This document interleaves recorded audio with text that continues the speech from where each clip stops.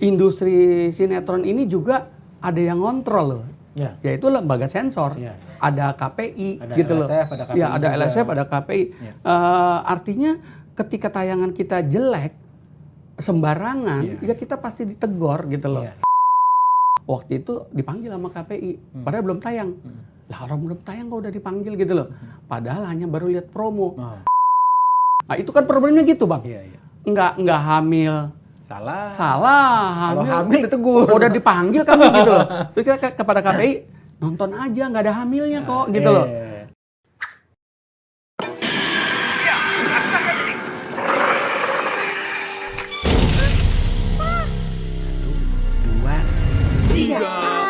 Tontonlah film sesuai umurmu.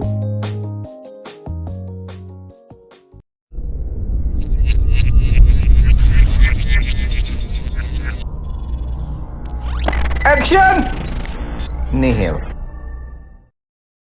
Action! Nihil. Kembali lagi bersama saya, sahabat sensor mandiri, Joseph Samuel, di podcast kesayangan kita, Action Nihil. Hari ini kita kedatangan tamu yang luar biasa. Kenapa? Karena saat ini adalah saat dimana kita sedang menuju ke perayaan Hari Film Nasional di akhir Maret nanti. Siapa tamu kita? Beliau adalah orang yang nama besarnya ada di balik suksesnya sinetron-sinetron di Indonesia. Abang Dhani Sapawi, selamat datang. Selamat datang. Salaman dulu biar resmi. Thank you sudah diundang Bang Yosef. Siap. Bang, kita seneng nih abang bisa datang ke sini ya. Saya dapat info nih dari produser kan, Joseph gitu, bintang tamunya nanti adalah orang yang bukan cuman bikin film, tapi dia juga berperan di sinetron gitu kan. Nah, setelah lihat filmologi gitu ya, kemudian napak tilasnya abang yang dikasih sama produser kita, amazed sahabat sensor mandiri, ini kita akan banyak belajar nih. Bang, mungkin nggak berpanjang lebar, aku mau nanya beberapa pertanyaan gitu ya. Barangkali juga, ini kan kita mau perayaan Hari Film Nasional ya, Maret ya. Di akhir Maret ya gitu kan. Nah, ya film ini kan bicara juga salah satunya mungkin sinetron ya di televisi ya, seri-seri di televisi gitu. Nah, kita lihat kan abang punya kiprah di sana gitu ya. Oke, Bang, boleh nggak sih ceritain perjalanan panjang abang nih? Kan lulusnya kalau nggak salah SMA 40 ya? Iya, SMA 40 ya. Dari lulus SMA 40 bisa tertarik ke dunia film, terus kemudian sampai sekarang bergabung sebagai produser andalan di salah satu rumah produksi. Gimana ceritanya, Bang? Ya mungkin kalau saya mulai ya. Mungkin kalau kenapa pilih kesenian dan dalam tanda kutip atau film, saya rasa rata-rata yang mahasiswa di IKJ khususnya yang sekolah film, pasti dia dari SMA itu sudah punya semacam kecenderungan untuk berkesenian atau walaupun waktu SMA itu tidak konkret mau ke film karena kan lain kalau sekarang ya, kalau dulu itu kan informasinya sangat minim sekali sedikit sekali, jadi ya lebih kepada ya udah kesenian gitu kan. Nah begitu lulus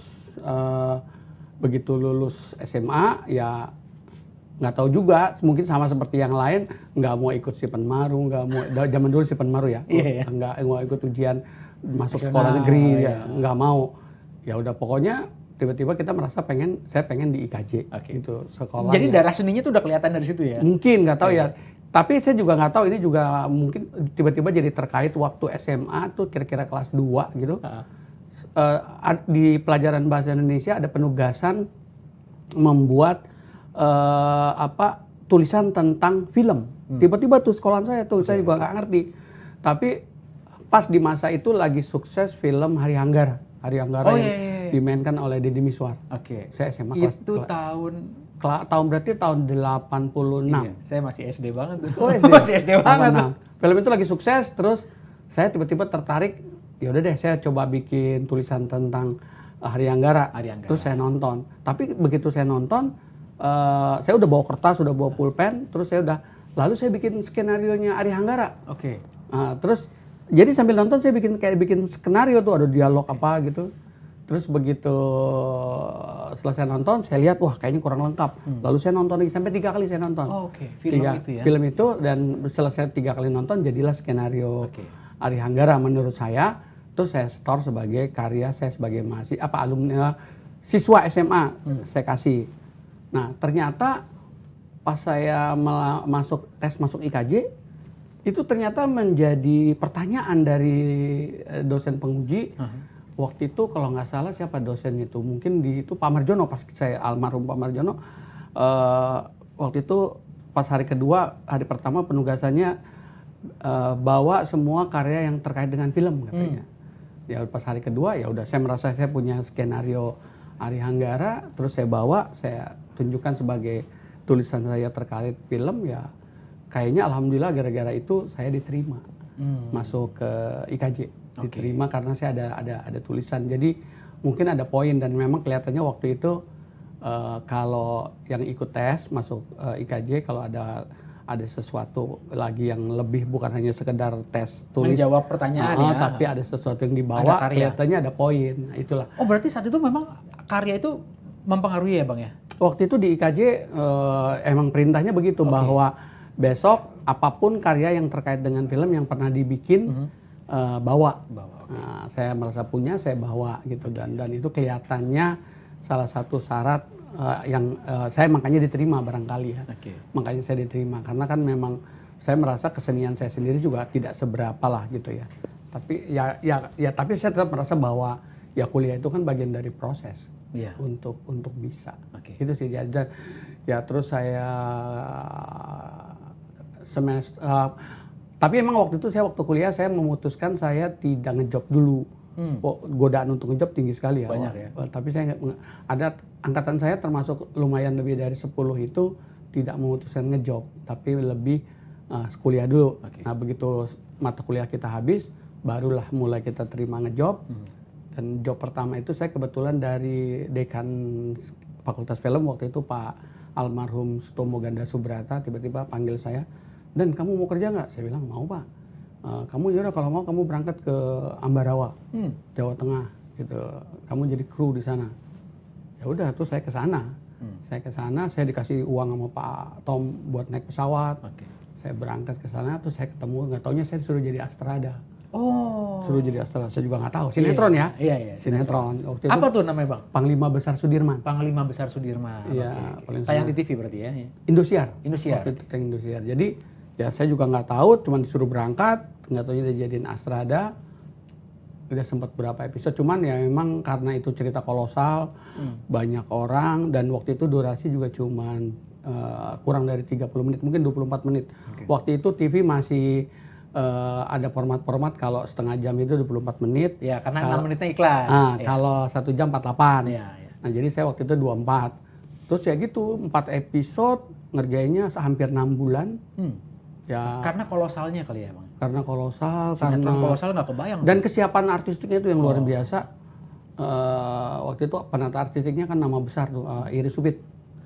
Iris Supit, kameramennya Pak Tom. Dan yang pasti yang operate ya senior saya sama teman-teman saya. Ya terus saya cuma dapat 4 episode. Ya udah, karena udah 6 bulan 4 episode, nggak nutup lah gitu. Bukan nggak nutup lagi, honornya aja cuman berapa perak gitu, tapi alhamdulillah. Bagi saya itu pengalamannya udah cukup lah, sederhananya. Cukup, udah. Terus dari situ kerja sampai tiba-tiba terakhir saya waktu itu pas Pak Leo Sutanto pengen bikin Cinemark. Setelah dia perjalanannya dengan Indika dan Prima. Jadi pas mau bikin PH, tiba-tiba saya dihubungin, mau bantuin saya nggak gitu loh. Nah, tapi memang ada satu hal yang menurut saya mungkin ini kepada khususnya kalau ini didengar sama adik-adik saya yang IKJ yang kuliah ya khususnya, atau teman-teman sekolah film. Saya nggak tahu, waktu itu saya alhamdulillah semua IKJ itu kan dulu waktu zaman saya itu ada mata kuliah wajib, ada mata kuliah pilihan. Nah, kalau sekolah film itu ya wajib mata kuliahnya ambil ya. Tapi ada mata kuliah pilihan itu boleh, waktu itu kita boleh ngambil ke seni rupa, boleh ngambil ke musik, ke teater dan sebagainya. Nah, ya, beberapa mata kuliah itu saya ambil, termasuk misalnya psikologi. Psikologi kalau sekolah, malah kalau bukan penyutradaraan paling cuman psikologi 2, hanya syarat aja. Tapi alhamdulillah saya ngambil psikologi 6, gitu kan. Waktu itu Pak dosennya almarhum Amoroso Katamsi, gitu. Nah itu, tapi terus saya ngambil juga editing editing dulu kan ada praktek editing cowboy pakai celluloid. Oh ya. Ya, itu sebenarnya wajibnya anak teman-teman editor. Tapi saya ngambil juga mata kuliah. Itu kan beli 750.000 kalau nggak salah. Beli, itu ya? lalu saya ikut ngedit juga lah, walaupun tidak wajib ya. Nah, intinya bahwa waktu itu saya merasa apapun saya ambil dia mata kuliahnya, Kumpulin ilmu. saya yakin suatu saat kepake gitu loh. Terus sampai juga termasuk manajemen produksi. Waktu itu manajemen produksi paling rata-rata teman-teman ngambilnya 4 manajemen produksi film 1, 2, 3, 4. Saya alhamdulillah sampai 6 gitu kan. Nah itu, tapi ya itu bahwa semua itu saya jalanin, saya ambil walaupun agak lebih ya mata kuliahnya. Tapi bagi saya suatu saat itu akan kepake. Termasuk kebetulan saya sebenarnya kan mayor studi utamanya kan artistik. Saya penata artistik. Tapi saya ya itu manajemen saya ngambil semuanya, skenario juga saya ambil semuanya, dan kebetulan ya saya bersyukur bahwa itu kan semuanya dulu pakar-pakar semua tuh. Skenario Pak MD Alif itu jagonya manajemen film. Skenario saya ambil Pak Misbayu Sabiran ahlinya film. Skenario ya, ahlinya skenario. Jadi kesempatan ketemu dengan maestro-maestro itu kan nggak, ya ternyata ya orang waktu itu mereka udah pada tua ya. Artinya kan dapat ilmu langsung dari mereka kan luar biasa menurut saya, dan itu terbukti dalam aplikasi kerja itu semuanya kepake menurut saya. Misalnya ketika saya jadi pertama kali suruh pegang produksi Sinemat ketika awal-awal, itu kan semua pengajuan itu kan, semua produksi kan ada pengajuan, dan karena waktu itu masih baru saya dan ada namanya Ibu Lili yang di bagian keuangan, yang ngerti film itu dalam sinetron film dalam kondisi dalam realita produksi praktek itu kebetulan yang ngerti saya. Ada di situ Pak Heru senior saya yang ya pimpinan, tapi kan dia di advertising. Terus ada Pak Mas Sentot Sahid, tapi kan Mas Sentot di editing gitu loh. Nah untuk diproduksi kebetulan saya. Nah jadi kayak dengan ilmu-ilmu yang tadi kuliah saya jalanin semua, saya pernah jadi unit, saya pernah jadi apapun. Nah, mungkin CPU juga pernah kayaknya. Nah jadi bagi saya akhirnya begitu pas saya megang produksi itu semua kan kayak pengajuan artistik, pengajuan itu kan ke saya gitu loh. Nah dari situ waktu itu kebetulan saya lagi masih hafal tuh yang namanya harga kaso berapa, harga kayu reng berapa, paku berapa gitu.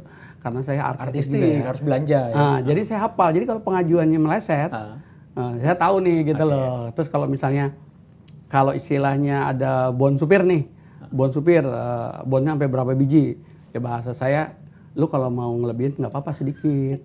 Kalau banyak-banyak lu ngerampok namanya. Kalau dikit aja oke dah, gua approve gitu loh. Tapi kalau sampai bonnya sampai berbiji, misalkan dia ngotot, wah nggak bisa ini bon ini bener kok, udah jangan ngototan. Gue bisa datang ke SPBU, gue bisa minta bon kosong, gampang gitu, gue bisa tulis gitu loh. Jadi kalau mau ngambil oleh sedikit aja gitu loh. Nah kayak gitu. Terus pengajuan artistik juga gitu, bahwa kita bisa bukan nyoret-nyoret sih, artinya yang lebih rasional, karena satu hal di dalam industri sinetron itu kan semua angkanya pasti uangnya. Beda sama movie ya, sama film. Kalau film itu kan bisa unlimited gitu loh, bahwa misalnya artistik sebuah film di judul A gitu kan. Itu kan ya udah si penata artistik bisa menafsirkan aja apa yang ada di dalam skrip ya, artistik ya, seorang penata artistik itu misalnya. Nah itu kan bisa menjadi susah itunya, ukurannya, karena kan dia selalu berpikir ideal, bagus dan sebagainya ya. Nah tapi kalau sinetron kan nggak bisa juga berpikir ideal, tapi juga nggak boleh juga jelek gitu loh, karena ukurannya jelas Nelson, gitu. Nah itu yang jadi masalah kan, bagaimana uangnya tidak berlebih-lebihan, tapi hasilnya bagus. Bang Yosep paham lah ya. Bang Yosep sangat paham juga di industri itu ya. Jadinya kan, ya itu yang jadi masalah. Jadi kan kita sederhananya adalah bahasanya adalah proporsi. Proporsional. Ya selama proporsional, bahkan saya kalau misalnya sudah proporsi walaupun lebih ya dari plafonnya ya itu urusan saya yang menghadap bos, menghadap Pak Leo waktu itu, bahwa ini nggak bisa Pak kalau dikurangin, emang segini. Konsekuensinya cuma ada 2, ini di ACC hasilnya kita udah pasti sama-sama tahu lah. Tapi kalau ini dikurangin, ya Bapak juga tahu hasilnya pasti tidak akan bagus. Nah itu kan, jadi kan dan kebetulan waktu itu kan kalau Pak Leo emang orangnya dia itu juga kebetulan saat itu ya, dia itu adalah produser yang saat itu yang owner yang jiwa seninya juga tinggi gitu loh. Jadi dia mementingkan juga kualitas sehingga dia tidak, ketika kita sudah menjelaskan jalan bahasa dia, ya udah jalan Mas gitu. Saya pengen bagus gitu. Udah kalau dia bilang saya pengen bagus, kita bikin bagus. Tapi bukan berarti saya lebih-lebihin karena kan perusahaan harus untung. Iya betul. Perusahaan harus untung. Kalau saya pegang rugi terus Jadi masalah juga. bubar. Dan kebetulan alhamdulillah waktu itu ya itu real, itu nyata bahwa tahun 2003 ketika saya Desemberan gitu saya diajak Pak Leo ketemuan lalu persiapan Maret. Pas nih kebetulan hari ini ulang tahun Sinemat nih tanggal 3. Oh oke. Pas ulang tahun Sinemat nih hari ini tanggal 3. Oh iya hari ini. Iya. Jadi hari ini saat podcast ini dibuat sahabat Sensor Mandiri. Tanggal 3 Maret itu kami syukuran produksi pertama. Tahun 2003. Oke. Nah, itulah Maret 2003 sampai tahu kenapa namanya Sinemat gitu ya. Karena juga kami launching di bulan Maret. Iya, jadi macam-macam tafsirannya banyak lah Sinemat ya. Nah, jadi masih karyawannya waktu itu baru cuman saya yang pertama. Oh berarti abang dari berdiri pertama ya? Dari masih nyewa ruko kecil. 2003. Dan masih nyewa ya rukonya. Iya. Terus karyawan pertama saya lah bisa dibilang. Dalam hitungan kira-kira 3 tahun nggak sampai sudah pindah ruko ke daerah Kedoya. Situ akhirnya sudah 8 ruko apa 6 ruko. Terus semua level manajemen udah dapat mobil. Oke, profit banget berarti ya. Karyawannya sudah 200 waktu itu. Dalam 3 tahun. 3 tahun. Wow. Nah, artinya ya maksudnya tadi gitu loh bahwa perusahaan kan harus untung. Iya. Tapi juga karya harus bagus gitu. Nah, itu kan problemnya bagaimana supaya bagus tapi juga karyawan sejahtera. Iya, betul. Gitu. Dan alhamdulillah sampai sekarang dulu pun juga sebenarnya banyak nada yang karena track recordnya Pak Leo itu kan bikin PH rata-rata 2 tahun. Paling top 3 tahun kayaknya. Dulu sebelum Sinemat kan Prima. Prima malah nggak sampai 2 tahun Pak Leo. Tapi Prima biarpun nggak sampai 2 tahun kan namanya terkenal, Prima Entertain kan. Dengan FTV-nya kan. Sebelumnya Pak Leo sukses lagi di Indika walaupun pendek nggak sampai 2 tahun. Nah, jadi begitupun ketika sebelum Indika kayaknya ada lagi deh, lupa saya PH-nya apa gitu. Sebelum Indika. Nah, itu ketika bikin Sinemat pun orang juga sudah berasumsi bahwa paling top 3 tahun udah bubar tuh Sinemat gitu ya. Dan alhamdulillah sekarang ulang tahun yang ke-20. Wow. Jadi 2 dekade hari ini pas Sinemat. Jadi selamat ulang tahun Sinemat. Jadi ya dan mungkin Bang Yosep juga dengar gitu. Ya alhamdulillah ya Sinemat biar bagaimana so far kan memimpin perratingan lah ya. Walaupun up and down biasa. Up and down tapi biasa lah itu. Ya, tapi so far kan rata-rata terus dalam kalau ya nggak sampai setahun lah kira-kira masa nggak megang itu lalu down gitu. Waktu kami kemarin kan sempat memimpin terus tuh dalam perolehan rating dan share ya. Turun itu ketika munculnya Ikatan Cinta. Waktu itu. Nah, itu juga sebenarnya itu head to head ya? Benar-benar head to head. Itu kan sebenarnya ketika pandemi kan mulai di bulan Maret tuh. Iya. Pandemi dimulai Maret jebret 2020 sampai ya. 2020 sampai produksi kita juga didatengin, dibubarin kan. Oh iya. Ya, rame tuh polisi datang ya. Kesehatan apa segala macam. Nah, 3 bulan persis kami prakteknya itu tidak berproduksi sama sekali. Akhirnya waktu itu kami udah pindah dari RCTI ke SCTV ya. Itu praktis 3 bulan kami tidak berproduksi, bahkan sehingga SCTV itu dalam 3 bulan tayangannya rerun. Rerun gitu loh, jadi tayang ulang gitu. Awalnya sih bagus-bagus, lama-lama penonton kan boring. Lalu TV sebelah memunculkan judul baru dan sukses, memimpin gitu loh. Alhamdulillah sekarang sudah di overlapping lagi oleh kita. Ini bukan masalah juara-juaraan sih. Sebenarnya ya industri dalam konteks ekonomi kan dalam tanda kutip kan kejam gitu kan. Iya. Artinya Persaingannya memang iya harus dong, kalau seperti lu itu. nggak memimpin sederhana aja gitu loh. Pasti akan lewat. Iya, akan lewat. Banyaklah PHP yang berguguran kan. Iya. Nah, itu masalahnya, dan kita juga harus realistis bahwa yang namanya TV yang dilihat adalah program yang memberikan share dan rating tinggi. Kan itu. Jadi istilahnya ekonominya udah pasti gitu loh. Jadi nggak bisa main ya udah nggak apa-apa lah kita, ya kalau kita cuman main urutan, atau kalau bicara urutan di rating ya, misalnya cuman di bawah nomor 2, di bawah tidak masuk 10 besar, ya nggak lama biasanya PH-nya kan. Betul. Yang fight itu kan yang Betul. sekarang udah nggak bicara 5 besar, 3 besar. 3 besar emang. 3 besar Nah, udah. ngomong-ngomong soal sinetron, sambil minum Bang. Iya, silakan. Sahabat Sensor Mandiri, jangan lupa klik like, share, dan subscribe channel kita, podcast kita, supaya kita lebih semangat menghasilkan diskusi-diskusi yang menarik. Bang, balik lagi ngomong-ngomong soal sinetron ya. Ini kita ngomong sekarang ya, nih.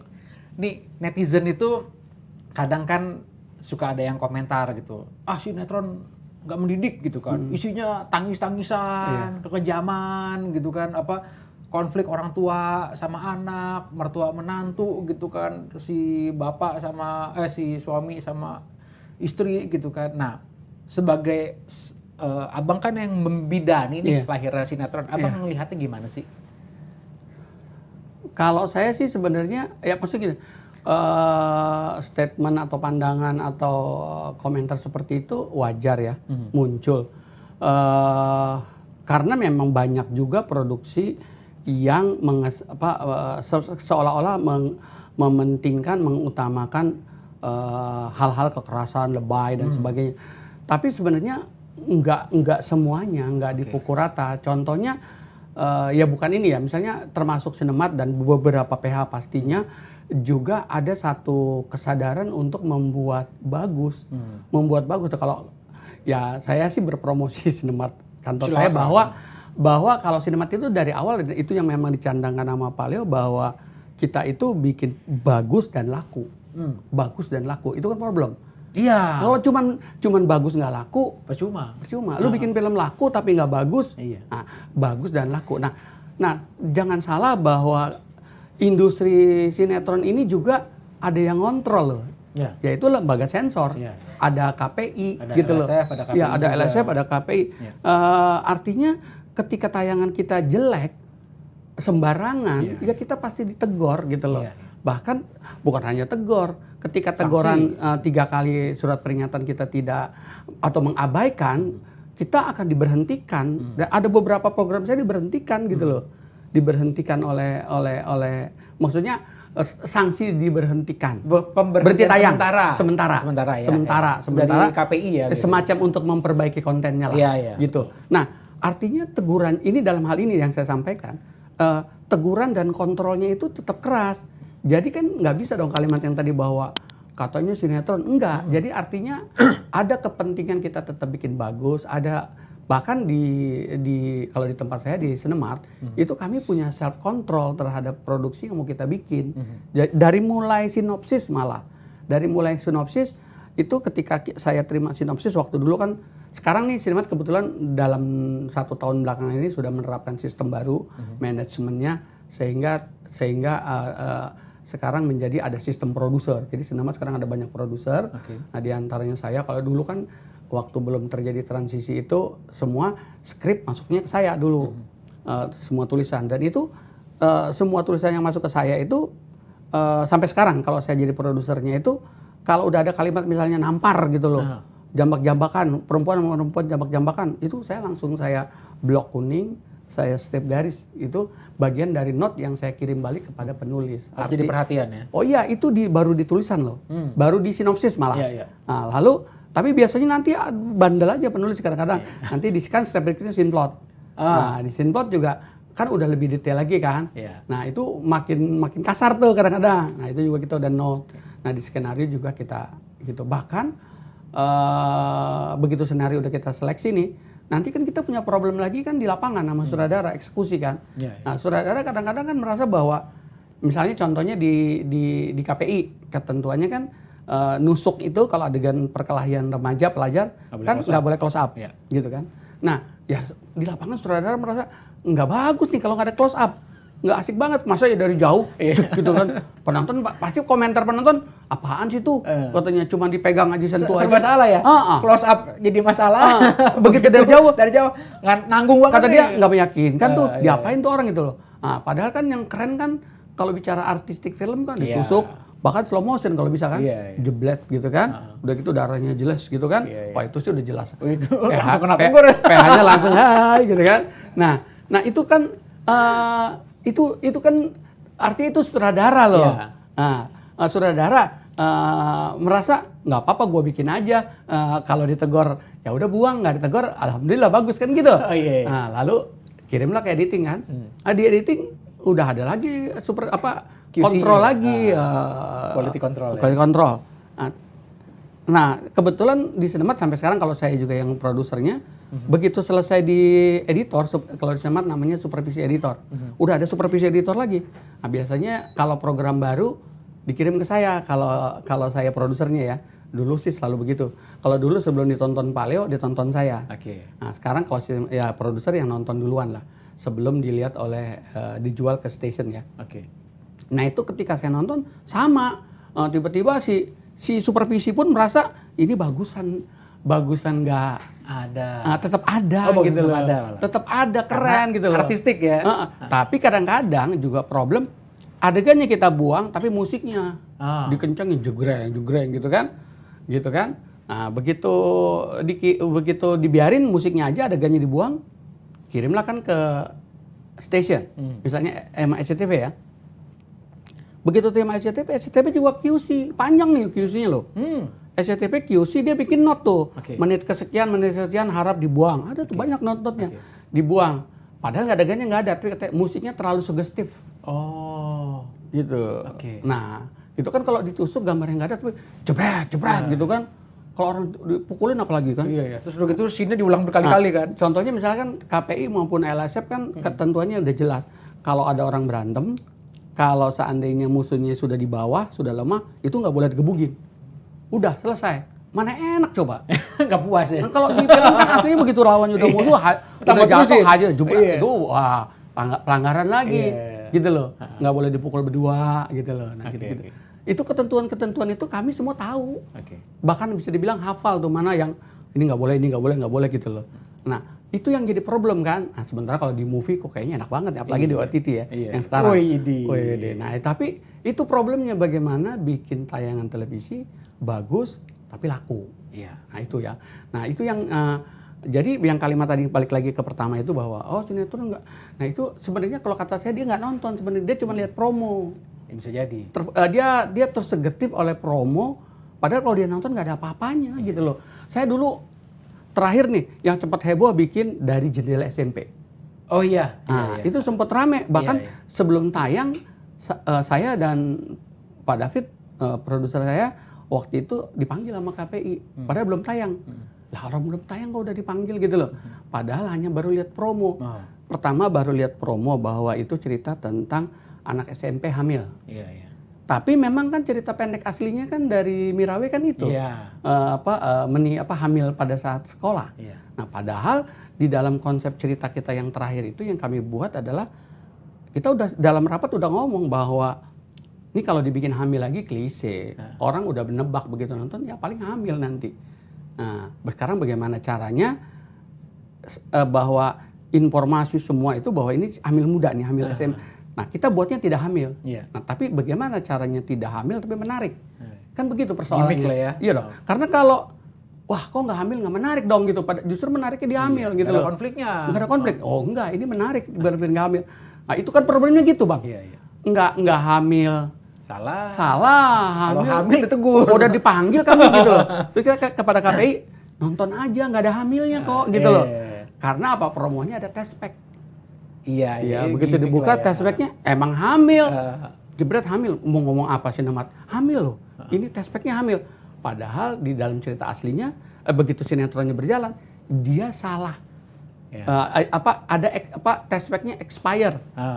Kan kita kan searching riset bahwa apa penyebab test pack itu salah gitu kan? Banyak kan expire, Iya, iya. terus salah memberikan dan sebagainya. Ketukar bisa. Ya kan akhirnya begitu dia buka positif. Tapi waktu promo kan anak SMP buka Iya, iya. positif. Wah ini sinetronnya nggak bener nih gitu. Apalagi kan itu kan bintang filmnya imut-imut banget Imut lah banget. ya. anak SMP Jadi kan banget. pasti penonton kasihan banget itu. Masih Seolah-olah SMA. dieksploitasi gitu. Iya. Nah, padahal belum nonton. Padahal belum nonton. Nah, baru lihat promo. Padahal promo itu sengaja kita mainkan supaya menggiring orang Betul. buat nonton. Itu strategi lah ya. Iya. Pintar-pintar marketing Dan gitu. terbukti begitu tayangan episode 1 kami tinggi Iya, gitu loh. Orang tuh penasaran, Bang. Iya, karena Jadi, nah, monggo. iya, maksudnya di cerpennya kan udah jelas. Ini kan dulu kan aslinya kan dari jendela SMP. Iya. Gitu kan. Jelas itu orang anak SMP pacaran hamil gitu loh. Nah, tapi kami waktu itu merasa udah banyak lah sinetron ABG hamil. Contohnya dulu sebelumnya Sinemat kan pernah meledak di pernikahan dini. Pernikahan dini, Nah, ya. udah Terus banyak. menikah, ya. Terus si Multivision kan pernah sukses di Kecil-kecil Jadi Manten. Iya, iya. Ya, artinya udah banyak versi lah tentang anak sekolah itu hamil. Nah, bagaimana caranya ini tidak hamil? Iya, iya. Malah di dalam serial kami itu ada unsur pendidikan gitu loh. Bagaimana memberikan pendidikan seks dari dini gitu loh, bahwa Pemahaman, bahwa informasi gitu ya. ada bahkan di cerita itu tiba-tiba anak itu nangis si ceweknya Sandrina itu nangis, terus kata ibunya, kenapa? Aku udah salah bu gitu ya, saya takut hamil. Kenapa? Saya tadi pelukan sama teman saya. Nah, Iya, iya. sangkanya pelukan perempuan sama laki Bikin hamil. bikin hamil. Nah, itu kan ada pendidikan seks. Betul. Nah, itu kami lakukan loh. Itu Bang. Setuju. Jadi pernah ada juga pertanyaan yang kayak tadi ditanyakan ke saya nih ketika saya di LSF gitu ya.